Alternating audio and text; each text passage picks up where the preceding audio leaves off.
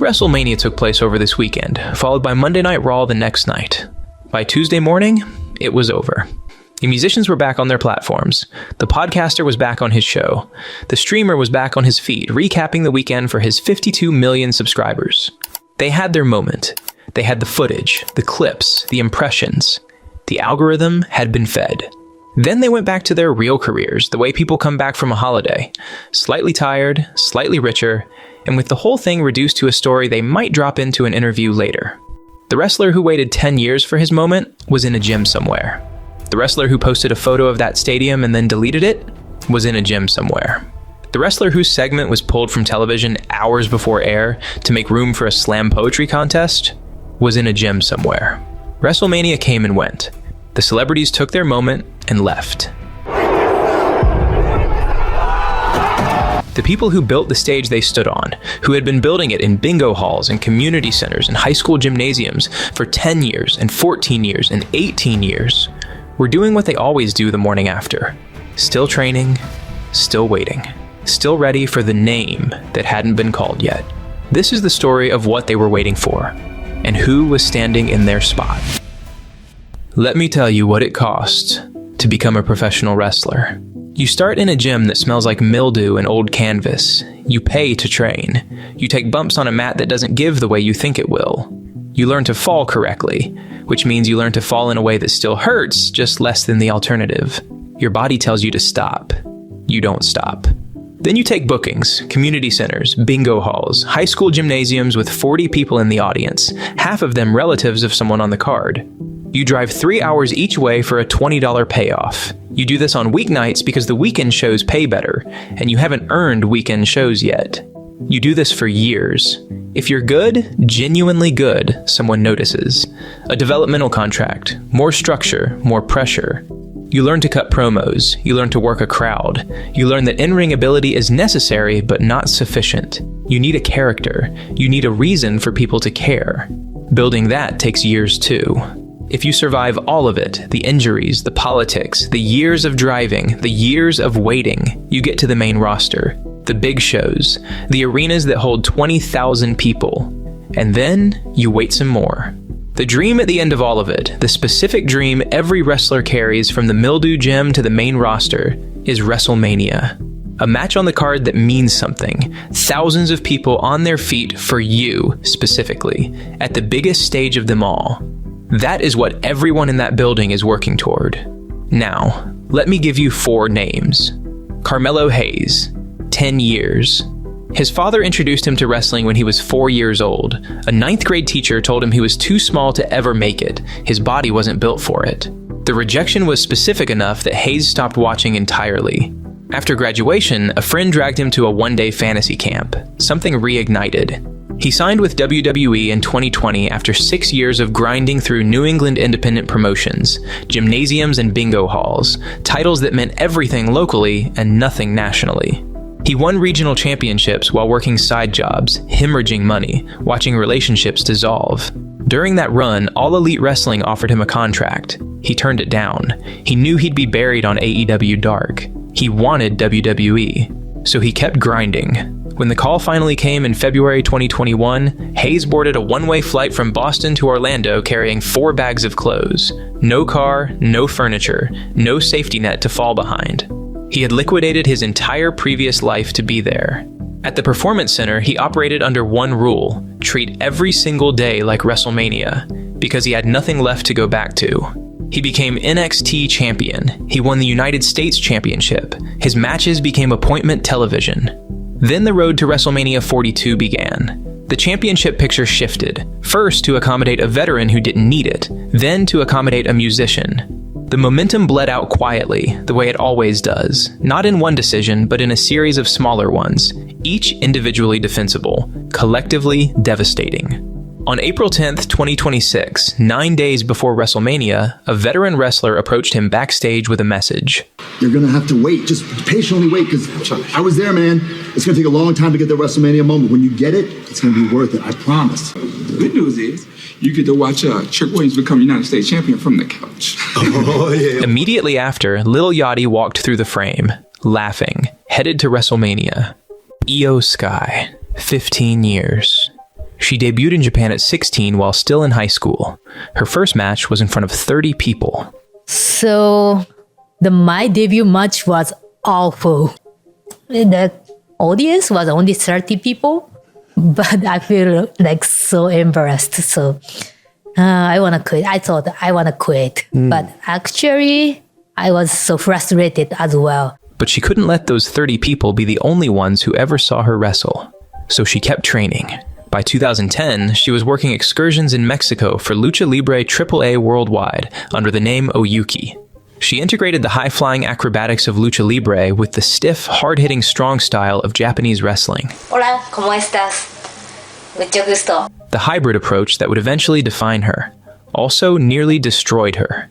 In 2012, she was arrested at Tokyo's Narita Airport after 75 grams of marijuana were discovered in framed paintings given to her and her boyfriend as gifts.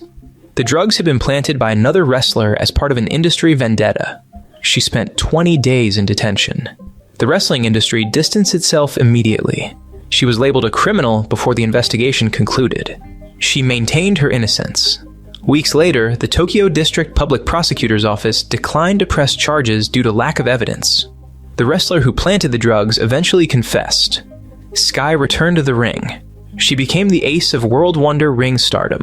She won multiple world championships. She signed with WWE, started in NXT, then spent years as one of the best in-ring performers on the roster.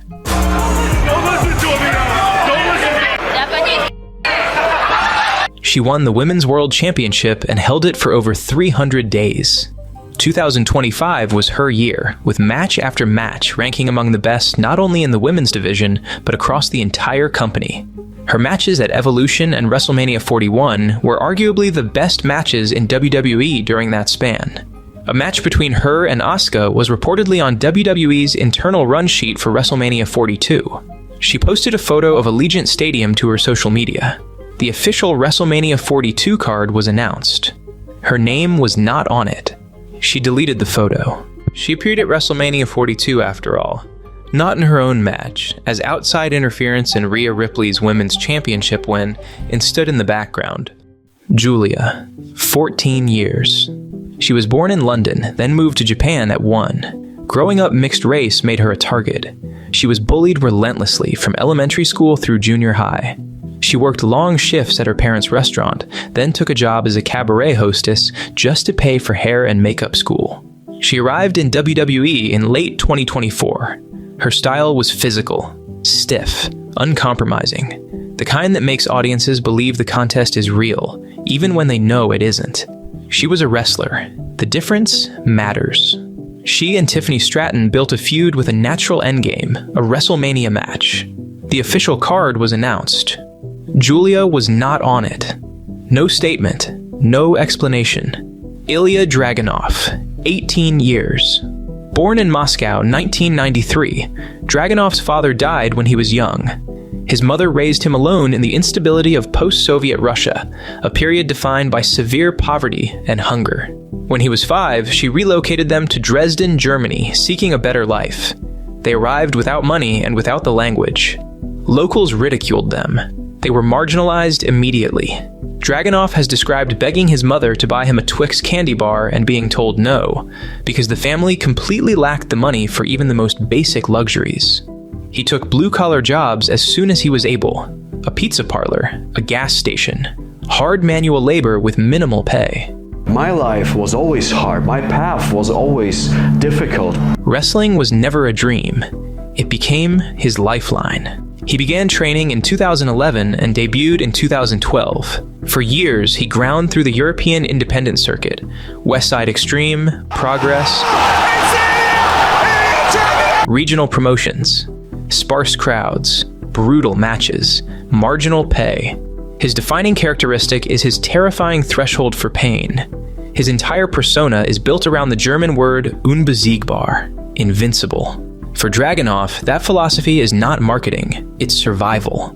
He reasons that because he survived the absolute deprivation of poverty, the loss of his father, the psychological abuse of being a marginalized immigrant, because he had to beg for food as a child. And I will always fight with my back against a wall. No opponent can inflict a hardship greater than what he's already endured.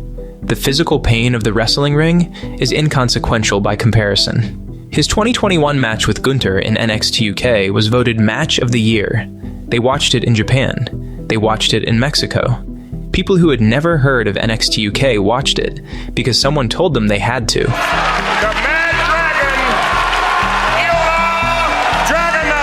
He came to the main roster and kept producing at that level. 9 days before WrestleMania 42, a segment placing him in a storyline was in multiple late drafts of SmackDown. Writers had built around it. It was pulled hours before broadcast to make room for something else. The something else was a musician and a slam poetry contest. And it's not just them. Even the wrestlers who did make the card were mostly handed matches under 10 minutes. The Women's World Championship match, built over months of genuine rivalry, ran under 7 minutes. Less than 35% of the total broadcast was actual wrestling. The other 65% was entrances, advertisements, and promotional material for platforms nobody in that building was watching on. The main event went close to 40 minutes and produced no clean finish. Night 1 of WrestleMania 42 was the longest WrestleMania pre-show I have ever watched. Now, let me tell you how long it took a mid-tier rapper to get to a WrestleMania main event. He met Triple H at a promotional event. 4 months later, he was in the ring attacking the WWE champion alongside John Cena, whose final WrestleMania ended with a focus on someone else. Travis Scott, 4 months. Tiffany Stratton, 5 years. Carmelo Hayes, 10 years. Io Sky, 15 years. Julia, 14 years. Asuka, 22 years. Ilya Dragunov, 18 years. Those are the timelines. The rest is just context. There's a thing that happens in a wrestling arena that happens almost nowhere else. Thousands of people decide, collectively, to believe in something they know isn't real. A wrestling crowd does not sit and observe the way a cinema audience observes. They participate. They choose which moments to respond to and which to withhold from. They decide in real time whether a performer has earned their investment. And when they give it, when thousands of people are on their feet simultaneously for the same reason at the same moment, it produces something that cannot be manufactured or replicated. April 6th, 2024, Philadelphia. WrestleMania 40, Night 2. Cody Rhodes pins Roman Reigns. The crowd erupts. The specific eruption that comes from years of investment finally paying off. From a story that took long enough to tell that the ending lands with the weight of everything that preceded it. His mother is in the ring. His family. People in the arena are visibly crying. The noise is not enthusiasm. It is release. Professional wrestling has understood this for a century. The crowd is not separate from the performance. The crowd is the third performer in every match. The one who determines whether what's happening in the ring becomes real or stays fake. Two wrestlers can execute a perfect match in front of a silent crowd and produce nothing. The same match in front of a crowd that has decided to believe produces something that people remember for the rest of their lives. This is what TKO is actually selling. When TKO sells WrestleMania to Netflix, to corporate sponsors, to the city of Las Vegas or the Kingdom of Saudi Arabia, what they are selling is thousands of people choosing to feel something together. The crowd's noise is the product. The crowd's emotional investment is the asset. Everything else is just infrastructure, which makes what TKO is currently doing to that asset one of the stranger business decisions in the history of this industry. Celebrities have always been part of WrestleMania. The mistake is thinking what's happening now is the same as what came before. March 31st, 1985, Madison Square Garden. Vince McMahon has borrowed against everything he owns. The main event of the first WrestleMania features Hulk Hogan and Mr. T versus Roddy Piper and Paul Orndorff. But the foundation for that moment was built a year earlier, when Cyndi Lauper appeared in a storyline with Captain Lou Albano. Lauper wasn't a one-off. She was embedded in the product for over a year. Her MTV music video for Girls Just Wanna Have Fun featured Albano. Their staged confrontation led to a match between Wendy Richter and the fabulous Moolah that drew a 9.0 Nielsen rating, unheard of for wrestling at the time. Lauper brought her audience to wrestling. She didn't extract wrestling's audience for herself. I'm going to apologize for nothing, man. Yo, you on my turf now, pal. For the main event, McMahon secured Muhammad Ali, the most famous athlete on the planet, as outside referee. Ali stood in that ring and pointed every camera in the building back toward the wrestlers. Ali pointed at the wrestling. The wrestling was the reason you were there. Lawrence Taylor, NFL linebacker, no wrestling experience. Months of genuine training. At WrestleMania 11, he takes a moonsault from the top rope, absorbs headbutts, executes a diving forearm off the second rope. The match works because Taylor worked. Lawrence Taylor has done indeed the impossible. Mike Tyson as special enforcer at WrestleMania 14. One pinfall counted, one punch thrown. That was his entire physical contribution. But his presence said something no active roster member could say. This is where the culture is right now. He pointed at the wrestling.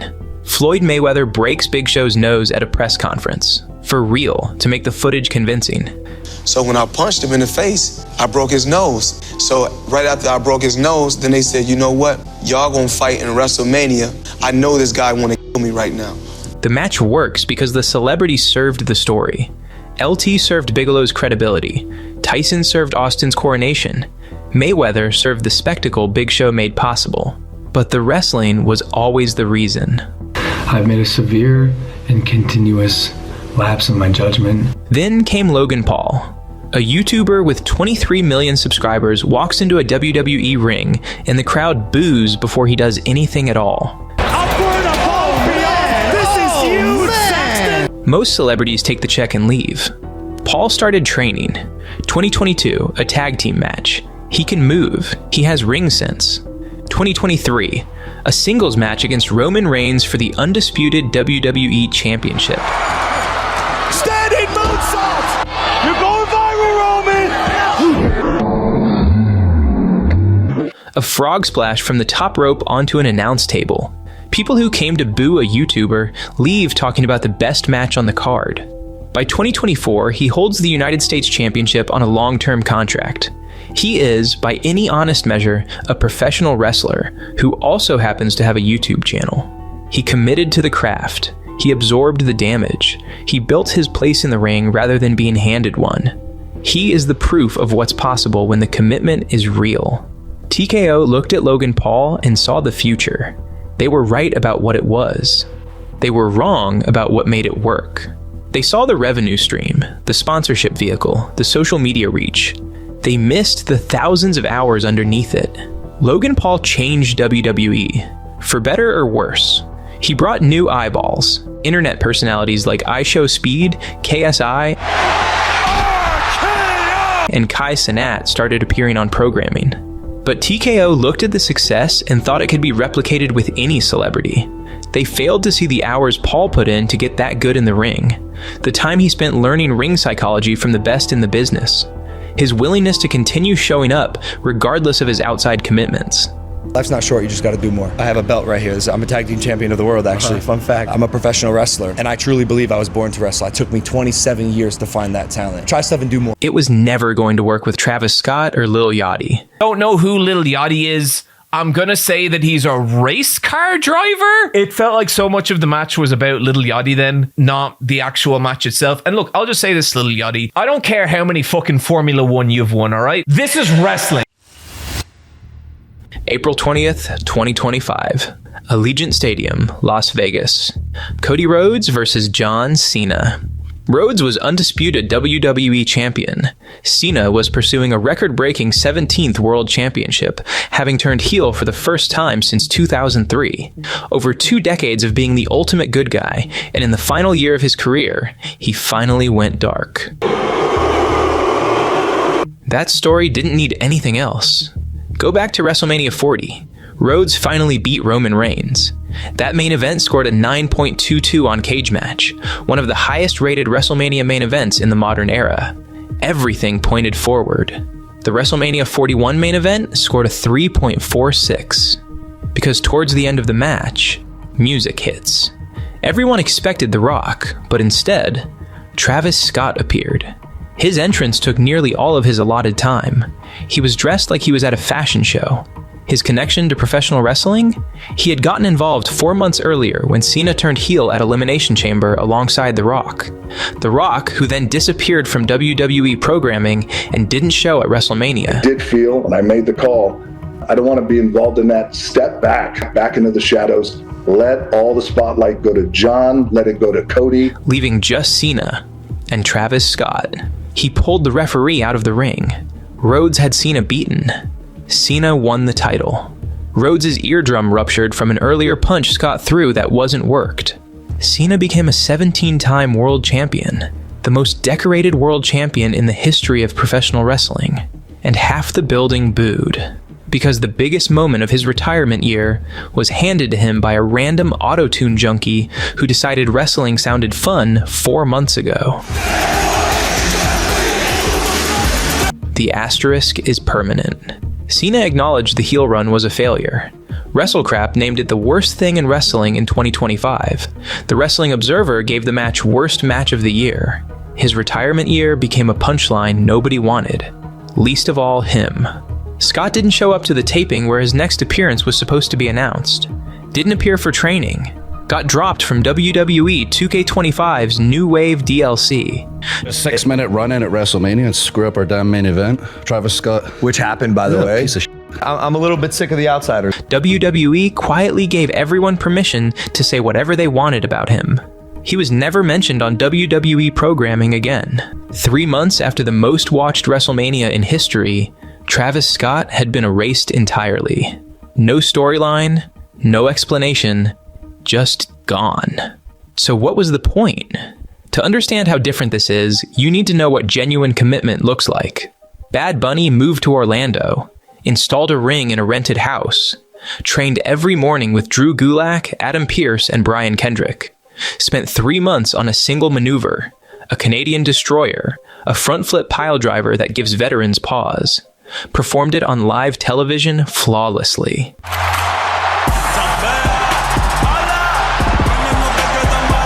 Then at Backlash 2023 in San Juan, Puerto Rico, he went one-on-one with Damian Priest in a street fight in front of his home crowd. Shopping cart full of weapons, tornado DDT off the top rope, kendo shots, put through a table, kept going. Carlito and Savio Vega came out. The whole island was in that arena. Widely considered the greatest celebrity match in wrestling history, not just for a musician. The greatest celebrity match ever. The morning after WrestleMania 41, Bad Bunny posted 2 words. Que porqueria. What a piece of crap. When someone who paid that price looks at someone who didn't and says that's a peer rendering a verdict. The person who bled for this business in his own hometown, watching it get handed to someone who burned sage and walked away. TKO saw record viewership. 1.1 billion social media views. Record merchandise revenue. A ruptured eardrum and a no-show and millions of disappointed fans were acceptable losses. For WrestleMania 42, they doubled down. There is a name that makes the logic of all of this legible. Ari Emanuel. Emanuel is TKO's executive chairman and one of the most powerful talent agents in Hollywood. He personally represents Pat McAfee. You know, he didn't even mention that I've taken on this experiment called Pat McAfee as an actor. Under his oversight, professional wrestling is a monetization vehicle for a broader corporate portfolio. Premium live events exist to generate impressions. The specific impression WrestleMania generates? An international platform broadcast to over 150 countries in front of 60,000 people. A stage that, by the historical logic of professional wrestling, requires years to earn. McAfee's podcast deal with ESPN is approaching renegotiation. Netflix is a potential bidder. By placing McAfee at the center of the Cody Rhodes versus Randy Orton main event feud, a program built on nearly 2 decades of shared history, one of the most anticipated WrestleMania storylines in years, Emanuel turns the wrestling ring into a sizzle reel. He points to a man standing at the center of the world's biggest wrestling show and says, "This is who he is to the world." McAfee reportedly rejected the role initially, said his time in wrestling had passed. TKO eventually forced the deal through. The man who didn't want the spot got it. The Cody Rhodes versus Randy Orton feud, built on genuine history, genuine personal betrayal, nearly 2 decades of shared narrative, became a story about a podcaster and a country singer. Mark Shapiro, TKO's chief operating officer, stood at the Goldman Sachs Communicopia conference and explained the new pricing philosophy plainly. Vince McMahon, he said, was not focused on maximizing the opportunity. He priced tickets to accommodate families. TKO intends to replicate the UFC model. The results? Upper Deck combo passes near $800, a hospitality package at $37,500, a Cody Rhodes bus tour at $9,950. Then, a 25% discount code announced on live television 9 days before the show. Lower the ticket prices! 25% off all tickets to WrestleMania Saturday night! Jonathan Coachman, who spent years inside that company, called it an act of desperation that punishes every fan who paid full price. Ticket sales tracking 19.1% behind last year. Same stadium, 1 year later. Kenny Omega saw this coming. In a media appearance roughly a year before this video was filmed, he said something that sounded like a joke at the time. I mean, I think we're headed on a path where it's like, you know, a couple of WrestleManias down the road, the main event's going to be Logan Paul versus Mr. Beast. He paused. Does it matter? This is the process of evolution. Here is WrestleMania 42. Cody Rhodes versus Randy Orton for the WWE Championship, with Pat McAfee in Orton's corner and Jelly Roll in Rhodes' corner. Logan Paul, Austin Theory, and I Show Speed versus LA Knight and the Usos. Joe Speed! Oh, any deeper, he may struggle. However, we're starting to see that athleticism and speed! Oh, and a power slam by Speed! Trick Williams versus Sami Zayn for the United States Championship, with Lil Yachty in Williams' corner. 6 non-wrestlers. There's gonna be a picture of me somewhere levitating over Pat McAfee, and I'm gonna frame it. If it's cool with you, what? We pack up and get the all white and go where? Bring the meat coat where? And bring it to WrestleMania. 2 nights, 45,000 seats per night. Io Sky, not on the card. Julia, not on the card. Carmelo Hayes, not on the card. Ilya Dragunov, not on the card. Tiffany Stratton, not on the card. The math is the argument. On the April 3rd episode of SmackDown, broadcast from Randy Orton's hometown of St. Louis, the mystery caller behind Orton's betrayal of Cody Rhodes was revealed to be Pat McAfee. The crowd did not know how to respond. McAfee delivered his promo. The audience applauded politely. That night, wrestling fans across the world opened Cage Match and typed 0.81. The 8th lowest rated professional wrestling event in the history of the platform, across any promotion in any country in the database's entire recorded history. There is a specific kind of crowd failure worse than booing. Booing can be sold, packaged, broadcast as heat. Indifference produces nothing.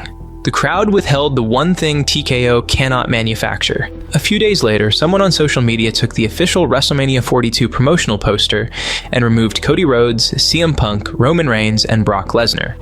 In their place, Pat McAfee, Jelly Roll, I Show Speed, and Lil Yachty. Paul Heyman, one of the most recognizable figures in wrestling history, was replaced by Tom Brady. The poster went viral within hours. Lil Yachty saw it and responded. He watches every Monday and every Friday. He has been to more premium live events than most fans.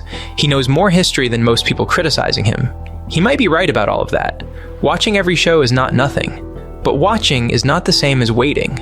The people in those seats waited 20 years for Cody Rhodes to finish the story. They waited through the losses and the returns and the almost moments. They earned the investment. When their story gets handed to someone who arrived 4 months ago carrying a microphone and a media deal, the crowd doesn't boo. They just go quiet. And TKO spent 12 months replicating the conditions that produced it. April 18th, 2026. Allegiant Stadium, Las Vegas. WrestleMania 42, Night 1. Somewhere, a young wrestler is watching. He's been training for 6 years. He works a day job to pay for the gym. He drives 3 hours each way for $20 bookings. He's gotten good, genuinely good. He's developed a character. He's won a regional championship. He's done everything the system told him to do. He watches WrestleMania and tells himself what every wrestler tells themselves. If I work hard enough, if I do everything right, I will be part of that. He won't. Because Carmelo Hayes did everything right. Io Sky did everything right. Julia did everything right. Ilya Dragunov did everything right. But there will always be another McAfee, another Jelly Roll, another Travis Scott, someone whose name means something to a different room, someone the boardroom can point to. By Tuesday morning, that person will be gone, but he'll still be in that gym. The gates open at 5. The people coming through have traveled from everywhere, from cities without airports, from countries that don't speak English, from childhoods where someone put wrestling on the television and something in them responded and never stopped. They have planned for this. They have saved for this. They find their seats. The Prime Hydration logo is painted on the canvas. Slim Jim logos on the table. They watch a podcaster and a country singer take the center of a story 20 years in the making. They watch the card replaced, piece by piece, by a version that serves a different audience than the one in those seats. And then, because this is what the crowd does, they cheer anyway. They find what they can believe in. The story is still somewhere underneath all of it. They always give everything they have to the version of WrestleMania they've been given. Backstage, on the wrong side of a curtain, someone can hear them. Wrestlers who spent a decade earning this sound can hear them. The musicians with their WrestleMania moments are already halfway home. The wrestlers in that building will train Monday morning. They will be in their gyms before most people are awake. The crowd is still out there. The stage is still there. The name that hasn't been called yet is still there, including the kid watching from a locker room with no windows. He's still watching, still waiting for his moment that will sadly never come. Thanks for watching all the way through. If you want to go deeper on how TKO is reshaping WWE from the inside out, that video is on screen right now. If this one hit, leave a like. It genuinely helps. Subscribe if you're new, and I'll see you next time.